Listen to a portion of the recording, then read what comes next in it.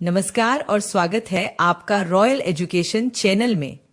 Royal education की इस parenting और होम स्कूलिंग की सीरीज में मैं इशिता राजगौर आपका स्वागत करती हूँ।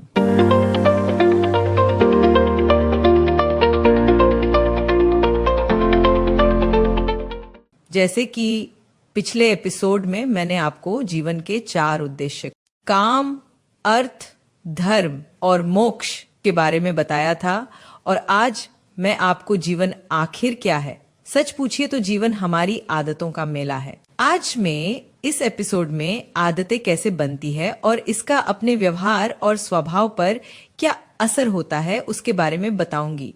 वैज्ञानिकों के शोध बताते हैं कि इंसान दिन भर में जितने भी फैसले लेता है या काम करता है उनमें से लगभग 40 से 50% काम उसकी आदतों और रूटीन के कारण होते हैं। यानी हम कोई काम बार बार सोचकर नहीं करते बल्कि ऑटोमेटिक करते हैं। मतलब दिन भर के लगभग 60 से 70 छोटे बड़े कामों में से 30 से 35 काम सीधे आदत से होते हैं।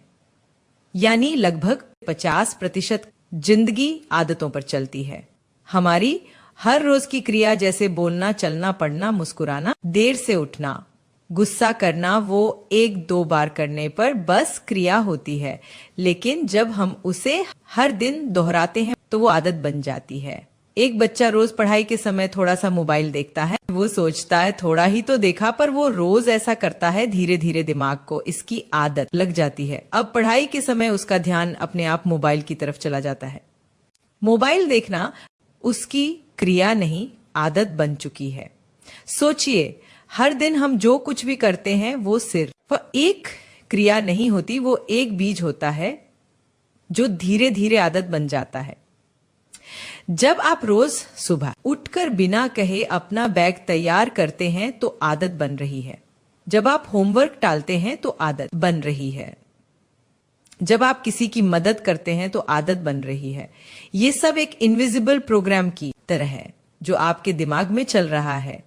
आप सोचते नहीं, बस वही करते हैं जो आदत में आ चुका है। हर आदत एक ईंट है।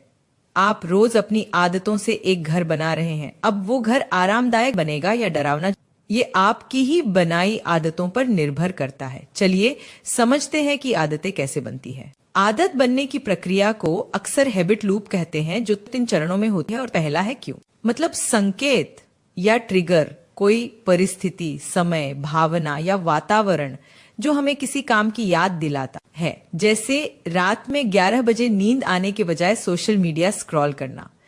दूसरा है रूटीन, मतलब वह काम या व्यवहार जो हम करते हैं, जैसे फोन उठाकर इंस्टाग्राम या व्हाट्सएप चलाना।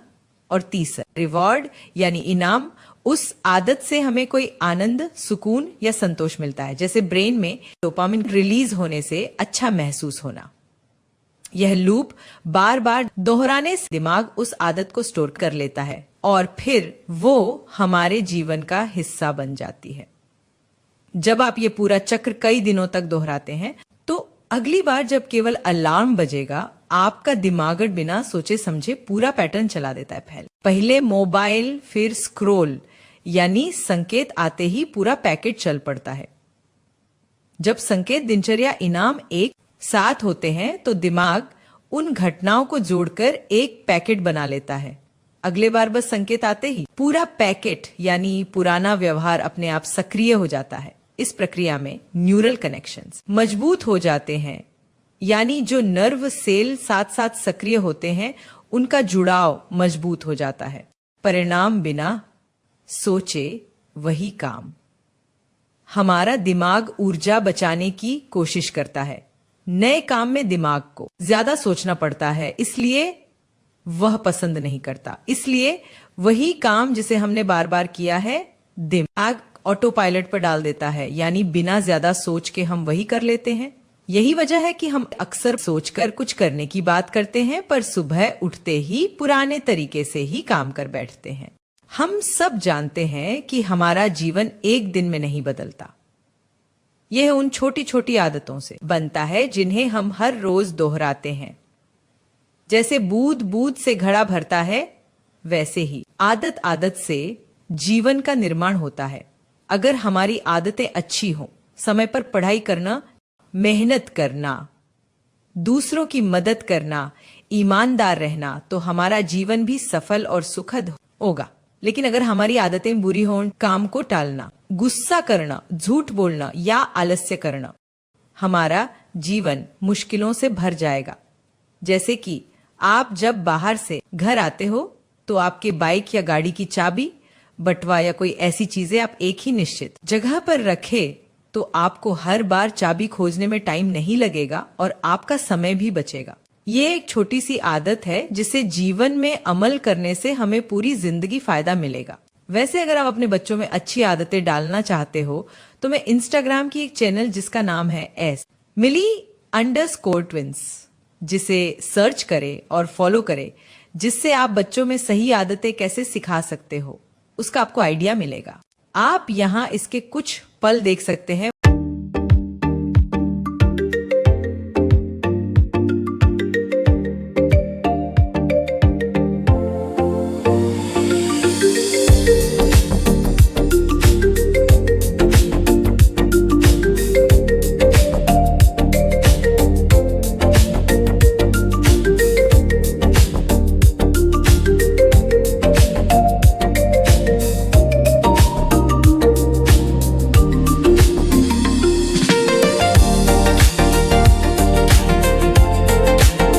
आदतें हमारे जीवन की ईंटें हैं।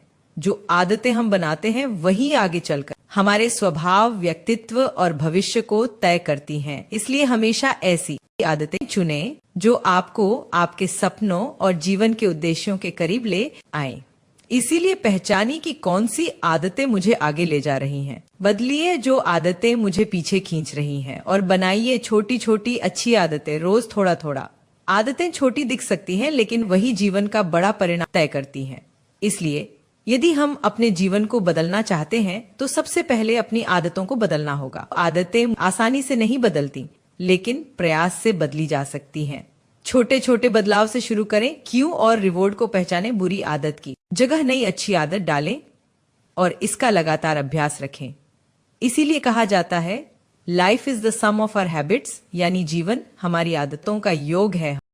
हम जीवन का लगभग 60 से 90% हिस्सा बिना सोचे आदतों के बल पर जीते हैं। अगर हमारी आदतें अच्छी हैं तो जीवन भी अच्छा होगा। लेकिन अगर हम जागरूक नहीं हुए, जिंदगी जीने की बजाय बस कंप्यूटर प्रोग्राम की तरह चलेंगे।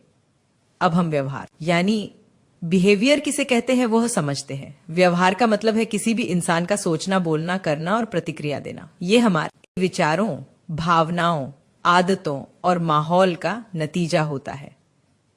सरल भाषा में समझे तो जब हम किसी स्थिति में होते हैं और वहां पर हम क्या कहते हैं, क्या करते हैं और कैसे प्रतिक्रिया देते हैं, वही हमारा व्यवहार कहलाता है। आदतें और व्यवहार दोनों चीजें एक दूसरे से गहराई से जुड़ी होती है। आदतें पहले छोटे छोटे काम होती हैं लेकिन बार बार दोहराने और दिमागगढ़ के ऑटो पायलट पर डाल देने से वे हमारे व्यवहार का हिस्सा बन जाती हैं।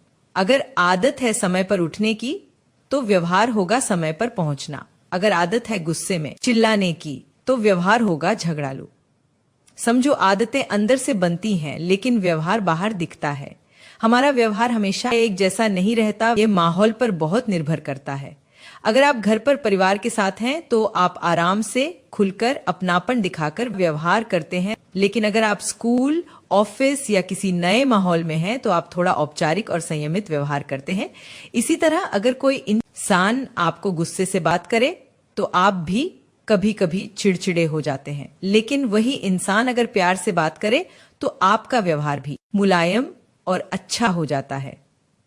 हमारी आदतें, भावनाएं और माहौल मिलकर हमारे व्यवहार को तय करती हैं। तो फिर संस्कार क्या है? वेदों और उपनिषदों में कहा गया है कि मनुष्य सिर्फ शरीर से नहीं बल्कि आदतों, विचारों और संस्कारों से बनता है। हमारे कर्म, विचार और अनुभव बार बार दोहराए जाने पर संस्कार बन जाते हैं। दोस्तों, हमारे जीवन का हर अनुभव, चाहे वह अच्छा हो या बुरा, हमारे दिमाग में मेमोरी की तरह स्टोर हो जाता है। शुरुआत में यह मेमोरी हमें याद रहती है, जिसे हम कॉन्शियस मेमोरी कहते हैं, लेकिन धीरे धीरे ये गहरी होकर सबकॉन्शियस माइंड में चली जाती है। हम उससे भूल जाते हैं, लेकिन उसका असर हमारे व्यक्तित्व पर बना रहता है। ये हमारे विचारों, कर्मों और अनुभवों का ऐसा रिकॉर्ड है जो अवचेतन मन यानी सबकॉन्शियस माइंड में संग्रहित हो जाता है।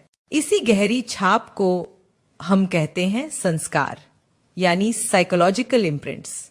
यही छाप भविष्य में हमारे सोचने, समझने और निर्णय लेने के ढंग को प्रभावित करती है।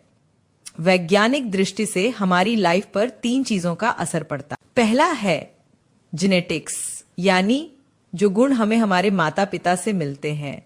ये हमारे शरीर, दिमाग और स्वभाव का लगभग 40 से 50% हिस्सा तय करते हैं। जैसे कोई बच्चा अपने पापा की तरह जिद्दी हो सकता है या मम्मी की तरह बहुत शांत स्वभाव का। दूसरा है एनवायरनमेंट यानी माहौल और परवरिश। हम जिस घर, स्कूल, समाज और दोस्तों के बीच बड़े होते हैं वही हमें गढ़ते हैं। इसका असर भी लगभग 40 से 50% तक होता है।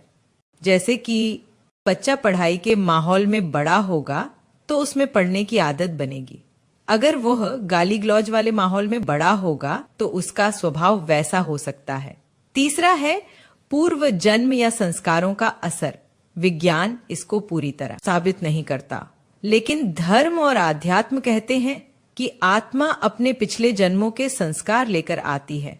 कोई बच्चा जन्म से ही गाने, नृत्य या गणित में तेज हो तो लोग कहते हैं कि यह पिछले जन्म के संस्कार हैं। तो दोस्तों, और हमारी जिंदगी एक पौधे की तरह है। बीज यानी हमारे जिन्स, मिट्टी और पानी यानी हमारा एनवायरनमेंट, और पुराने मौसम की छाप यानी हमारे संस्कार।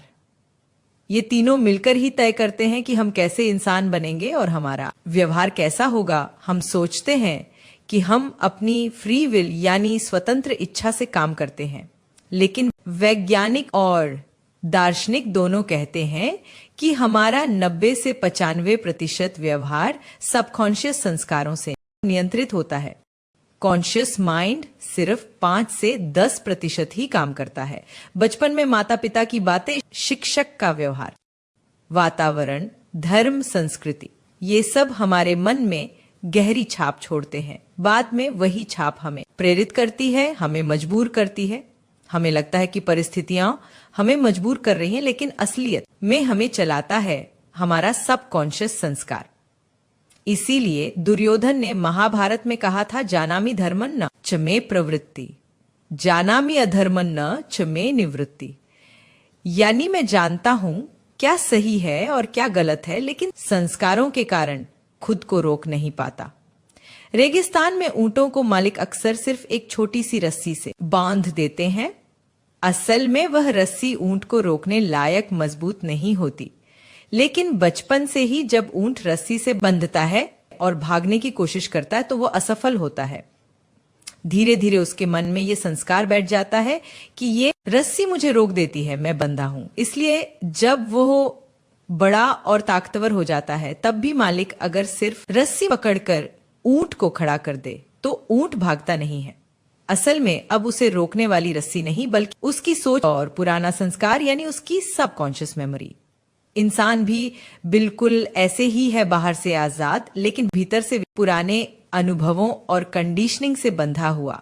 भारत में सच में करोड़ों लोग रोज मंदिर जाते हैं, संतों के दर्शन करते हैं, कथा कीर्तन सुनते हैं, लेकिन उसके बाद भी उनके व्यवहार, बोलचाल और जीवन शैली में कोई विशेष बदलाव दिखाई नहीं देता।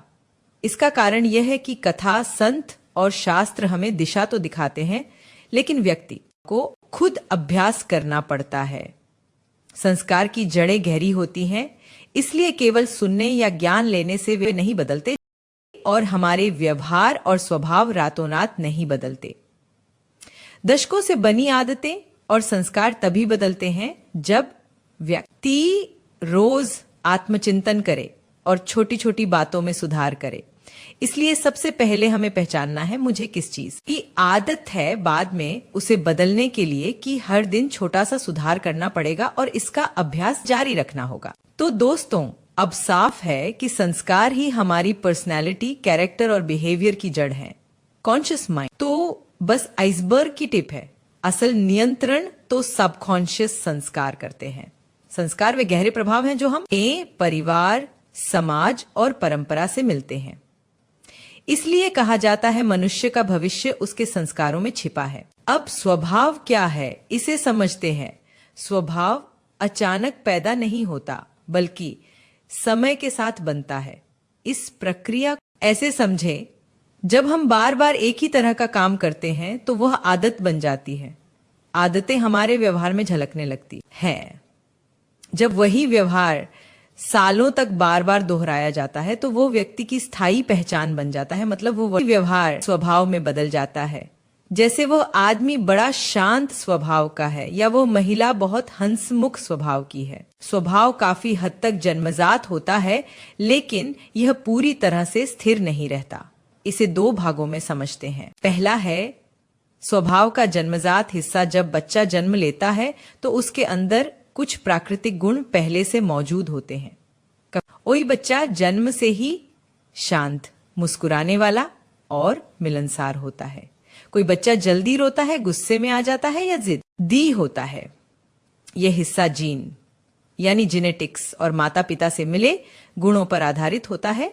दूसरा है स्वभाव पर माहौल का असर। समय के साथ परिवार, दोस्त, स्कूल और समाज का माहौल बच्चे के स्वभाव को घड़ता और बदलता है।